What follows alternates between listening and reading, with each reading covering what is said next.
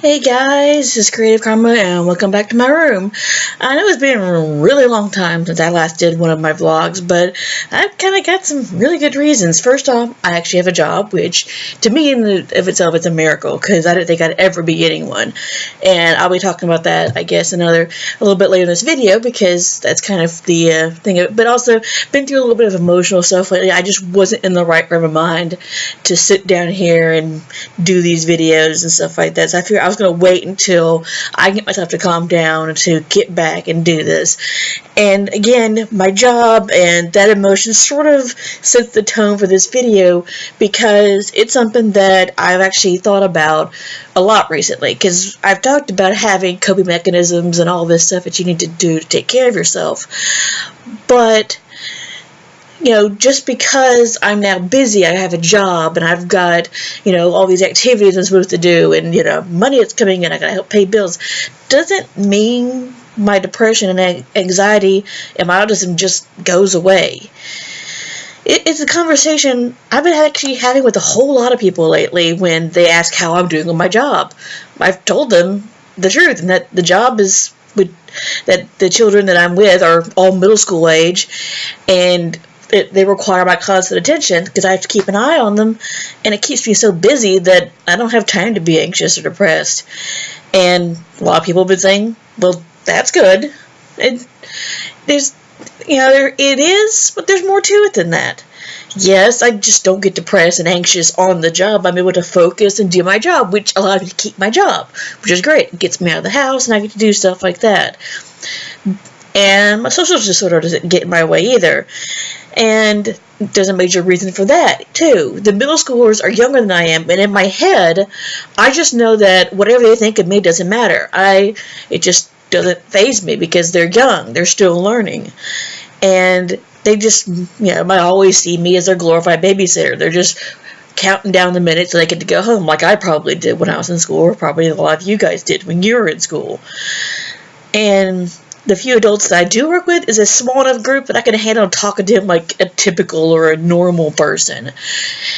And they even commented I didn't seem like I had a mental disability or a flaw. And so essentially all my, quote, flaws are easily hidden while I'm on the job. Great. But is it? See, the thing is that once I get home, though, I've just spent a constant 4.5, maybe 5 hours running after children, making sure they're not putting things in their mouths, trying to communicate with them, trying to teach them things, trying to communicate with the adults I have to deal with and the staff at the school, and been on my feet for most of the day and just mentally drained my entire reserves. And that if you're out there, you have a disability, you probably know that when you get tired, it's much easier for your disability or your anxiety, if you just want to call it that, can kind of get worse. Because you don't have that defense, that wall built up. You're too tired to hold it back and keep it from showing off to everybody and letting people know how anxious, how just stressed out, how depressed, or how socially awkward you are, depending on what your situation is. And you don't think about putting your coping techniques into place. You're just so tired. All you want to do is go home and just not work. You don't want to function. You don't want to do anything. And during this job, when I was working, I've already actually had more than 2 sort of mental breakdowns due to the job, but it's always when I'm at home and I'm alone, because I just don't want it. It's like I still had the first forethought to think, I don't want anybody else to see me like this, but I still have to have that breakdown. And nobody at work has really seen this happen. I told them that I've had issues, but, it's not something I've had to ask off work for. And it's always that are really close to me, like friends or family, that have to deal with that aftermath.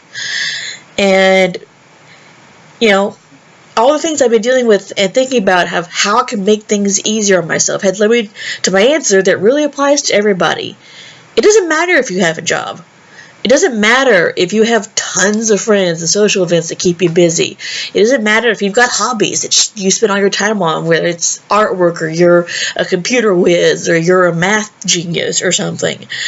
Your disability is still going to be there, and you're going to have to figure out how to combat the aftermath once you're alone.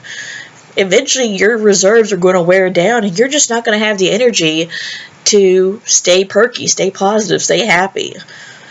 Just because your depression or anxiety or other disability hasn't gone away doesn't mean you're doing something wrong, though. It's a part of your life, and one day it may seem like it calms down to something that resembles something normal, but all it means is you finally got a hand on it, and you're at a place you need to be in. And you have everything that you want and need to keep yourself happy, healthy, and same thing with people around you. And I think that's really the thing I'm trying to teach myself, is that it's okay to still have my breakdowns. It's still okay to lose my mind occasionally, to come in my room and cry after a long day, or come home and take a nap because I'm just so exhausted. It's okay that when I walk in my door and my mom wants to talk, I have to tell her, no, sorry, I can't talk to you right now. I just need to be alone. And not necessarily being on my own either, because in my own personal, my cool down time, I actually like to play video games, and sometimes I do it with the people on their internet. And my mom was like, well, you're talking to people in there, how come it's so much easier to talk to them than it is to me? Why don't you just lay in there, take a nap, being quiet, or reading a book? It's because when I'm with the people who I play video games with on the internet, they get me. Or rather, not necessarily that they get who I am, but they just don't care that if I'm a little goofy or crazy or wacky. They know that I can be silly. They know that I'm probably going to belch a few times while I talk, and they're not going to give me any crap about it. Sorry about that little turn of phrase there, but the point is, I feel more comfortable around them, and it's not so taxing, because I don't have to be what I keep telling my mom is the PC version of myself, or politically correct version of myself. I don't have to hide my dorkiness, my geekiness, my love of video games, my weird turns of phrases where people are going to look at me strange because I've said something that they think is weird or wrong. It's just one of those things that I just do, and after I'm done, I always feel better. I'm able to come out of my room and actually start communicating again. I just need my space to kind of control my own. And I think that along with, knowing what you need to do once you've got to that point where you're worn yourself out and you need to go take your time out, your chill time or whatever, that you, in that time, in the next few years, you need to learn to accept these flaws, as people call them. I don't think that's a good way of saying it. It sort of reminds me of one of my favorite movies of all time is Good Will Hunting, where the two main characters are talking to each other, and the Robert Williams character goes, people call these things imperfections, but that's the good stuff. And it's true. I mean, that's what makes each of us unique and different. And if we didn't have those, we'd all be the exact same person, just with, different experiences throughout our day. We just react in the exact same way. But it's best that when these flaws try to overwhelm us, that we need to deal with them, we need to recognize that they're there, figure out what's caused them, and then get past them. And I'm sure it can be tiring after a while that you might wish these things should just go away. I've wished for that magic wand many, many times myself, thinking that if I could just have this go away, that it would be so much easier. I wouldn't have to worry about this stuff all the time. But those are the times that when you wish for that little magic wand, you need to reach out for support from people that you know best, that trust you, and that you trust them. It might be those people on the internet that you play video games with, or a book club that you go to, or it may just be your family. There may be some close friends of yours.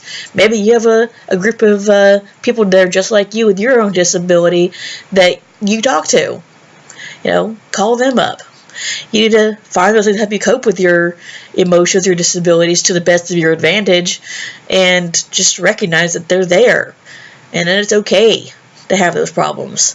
For me, Like I said, I love playing video games. I color. I read a book.